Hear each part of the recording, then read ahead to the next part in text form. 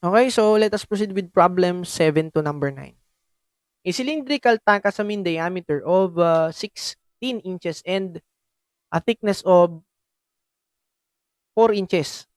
It is subjected to an external pressure of 2,000 psi and maximum internal tangential stress of 13 psi. Determine the maximum internal pressure of the tank. So, meron kang external, meron kang internal, tangential. Hmm,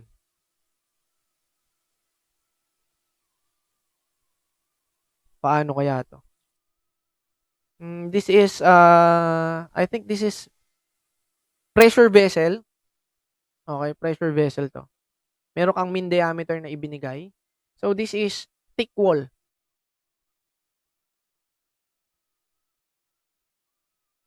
Pag thick wall cylinder, okay, bigay ko sa inyo yung ano, pressure vessel, thick wall, ayan. Bigyan natin to. Pag thick wall cylinders, ito yung formula.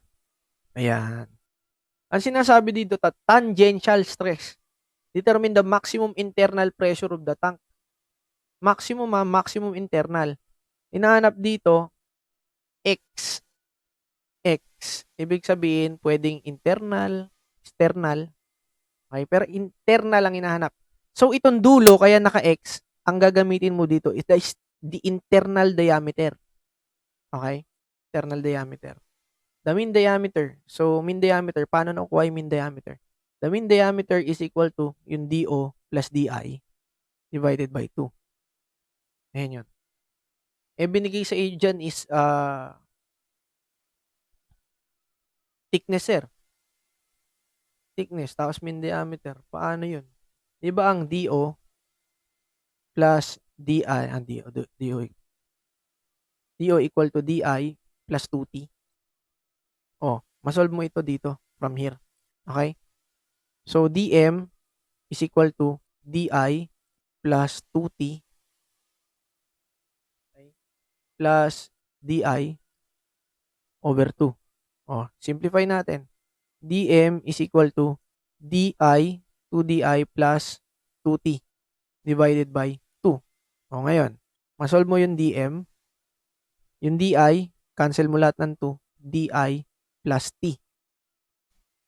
O, masolve mo na si DI. Okay? So, therefore, DI is equal to DM minus T. O, DM minus T is, ayun, 16 minus 4. 16 minus 4 inch. Nakapagtataka ba?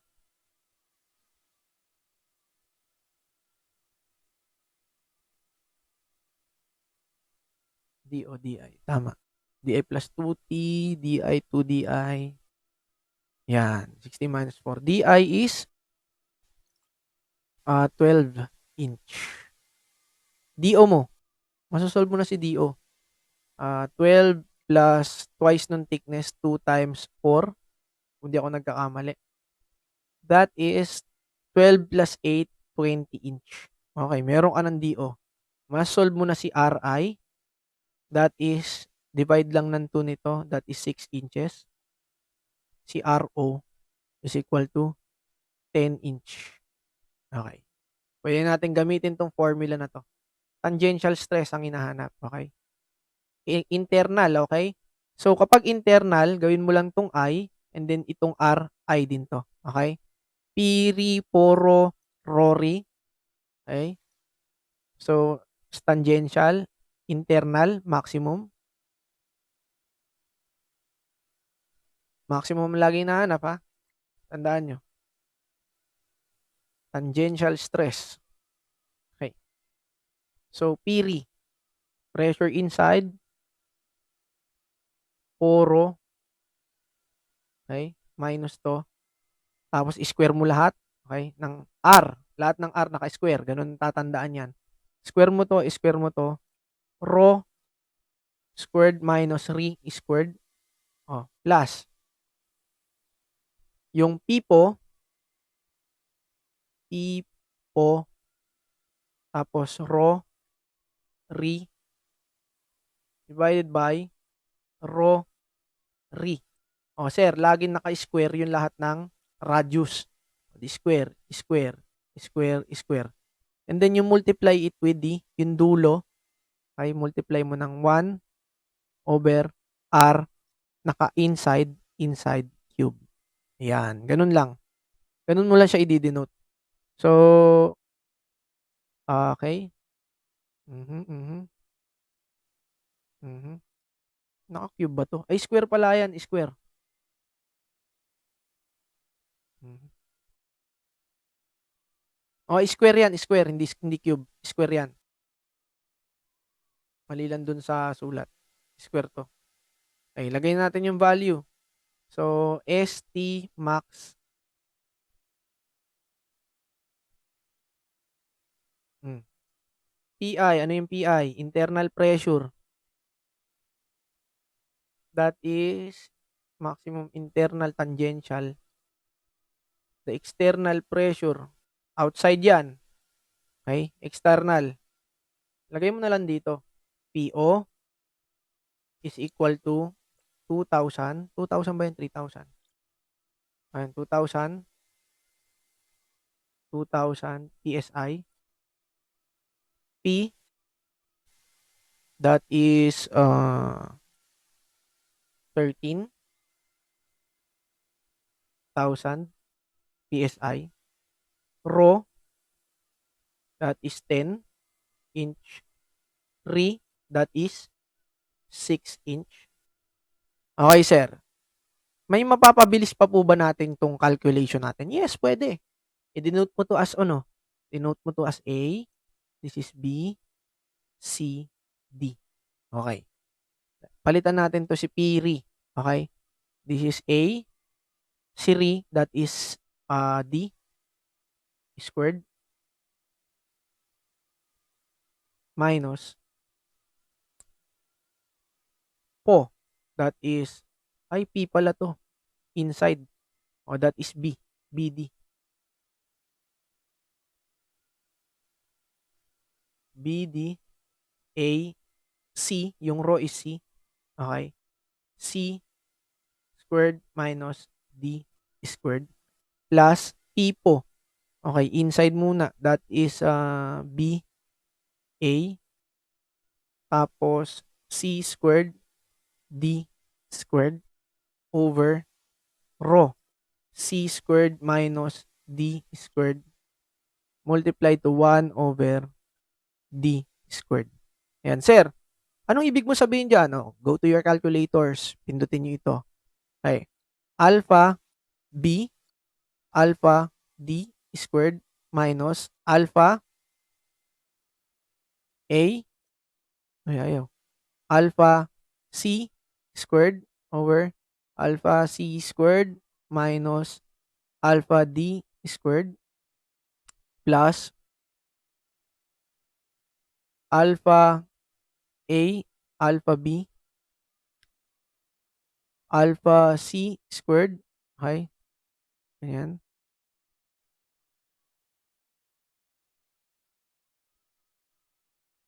Okay na yan. Times alpha D squared. Tapos dito, alpha C squared minus alpha D squared. Dulo. Okay, multiply mo na lang dito. Ayan. Ano yun nandyan? D squared. Okay. Tapos, press mo yung calc. Okay, ilagay mo yung item ni B. Ano ba yung nauna? Yung kay B. Dito siya. Okay. Okay. Kay B, 13,000. Yung kay D, that is 6. Yung kay A, 2,000. Yung kay C, 10. So, you will have the value for that. Okay. That is the maximum internal. Nagkamali ba ako? P po. Oh, piri. Piri, poro, squared, okay. Rory, okay. CD, okay. Pipo,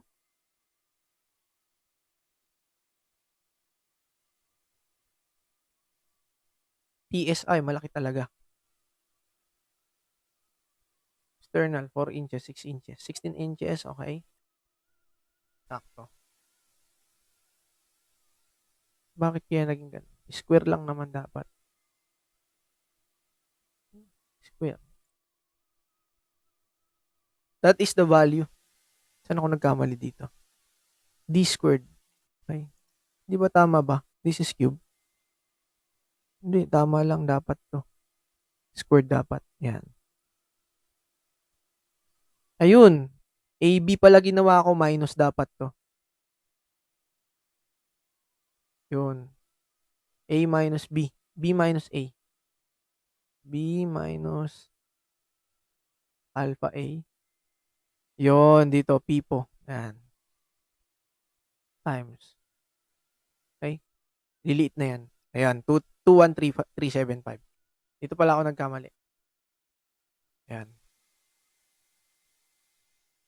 So, this is B minus A. Yun. Kaya nagtaka ako ang laki. Internal ah.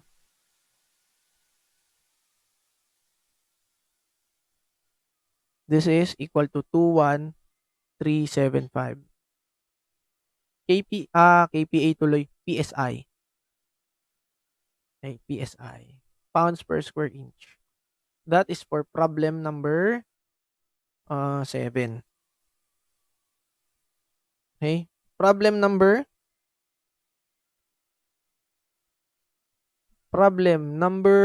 8. A thick wall cylinder. Thick wall na naman. Has 75 mm thick and internal diameter of 500. If stress is limited to 5,000 psi, determine the maximum internal pressure. So, paste uli natin dito yung formula. Okay. Di pala dito. Paste natin yung formula dyan. Yan. Ano? Maximum internal pressure. Pag sinabi maximum, is that actual? Actual o ano? Mhm. Mhm. Thick wall. Dapat to thin wall eh. Thick and internal diameter of. Anong kulang niya dito? Meron na naman thickness. Ma-solve ko na naman yung kanyang maximum. Okay, gagamitin natin si Lame's equation. Kasi binigyan ka ng thickness para malaman mo yung kanyang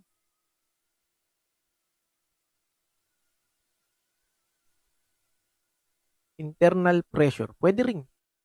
Pwede rin itong Lame.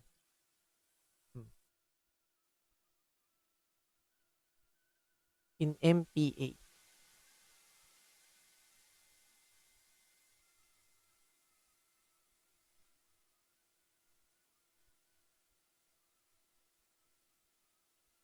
Ay, naku. Thick wall. Internal diameter. Okay, meron ka nito. Meron ka nito. Meron kang stress. Internal pressure yung PA yung hinahanap. Okay. Gamitin natin si Lame equation. 2T over di is equal to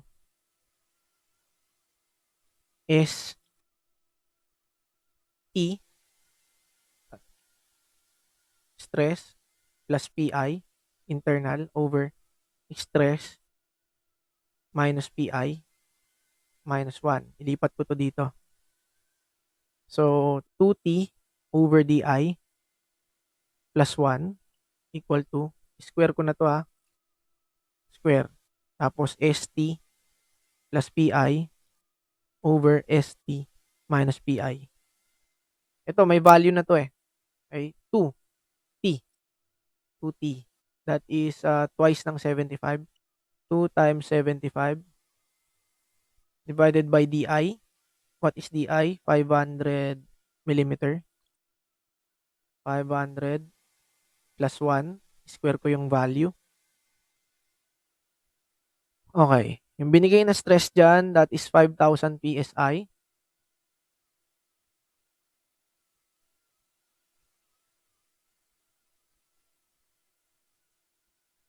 As is mo na lang yung unit to. Kasi empirical yan eh.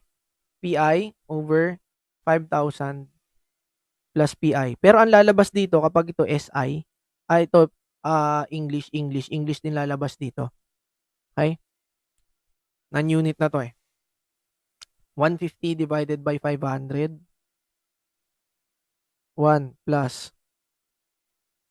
150 divide by 500. Square ko na lang. 1.69. Okay? 1.69 equal to 500 plus PI. 5,000 pala to. Multiplied to 5,000 minus PI. Okay. So, simplify natin. 1.69 times 5,000 minus 1.69 PI equal to 5,000 plus PI. Algebra lang lahat yan. So, pagsamahin natin yung may dalawang PI, 1.69 plus 1 PI equal to, factor out yung 5,000. 5,000 tapos 1.69 minus 1. Ayan. Divide both sides by 1.69 plus 1. So, we can now solve for PI. Kaya lang PSI to. So, 5,000 times 0.69, 2.69. Yan. 1282.579. 5279. 1282.5279 PSI. Okay, times 14.7 MPa ang hinahanap, di ba? 0.101.3 0.0 0.01 0.101325 MPa. Okay, multiply natin. Times 0.101325 over 14.7. The answer is approximately 8.8184 MPa. Okay, that is the internal pressure. That is for problem number 8. Medyo challenging lang, kailangan talagang gamitan mo ng utak. Okay? That is the maximum internal pressure. Okay, next one. A centrifugal pump is directly coupled to a 30 HP motor running at 600 RPM by means of a shafting with an ultimate strength. So, SU is 153 PSI. Factor of safety is 6. Okay. Determine the required shaft diameter in inches. Ito ang kailangan mong kunin. SD is equal to SUS over FS. Okay, wala ang SD. Okay, yung SD mo is equal to 16T over pi d cube. Wala ka naman nito. Okay? Saan mo kuha to?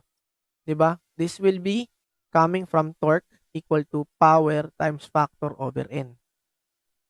Yan. Hinahanap natin, the diameter in inches. Okay. Equal ko na dito ha. SUS over FS equal to 16. Tapos yung power multiplied to factor divided by N over pi d cube.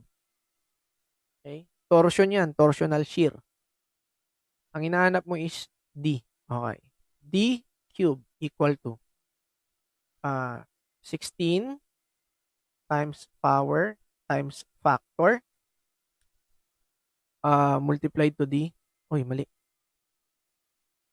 Times factor of safety divided by SUS multiplied to pi times N. Yun na yun. May nakalimutan pa ba ako? Wala na. Tapos na yan. Concluded na po yan kagad. Okay? So, masasolve ko na siya. 16, yung power. Ano ba yung hinahanap power dyan? 30 HP. Gawin kong kilowatt. Ano bang kinukuha dyan na unit? Inches. Oh, hindi na kailangan. 30 HP. Okay. The factor, 63025 pound inch RPM per HP. Ay, nagbigay ba ng, ayun, 600 RPM. Factor of safety is 6. SUS, 153,000 pound per inch squared. Okay? Times pi times N. This is 600 RPM. Basic. Okay? Cube root natin to. Cube root natin to. Parehas. Yan. Basic talaga mga tanong.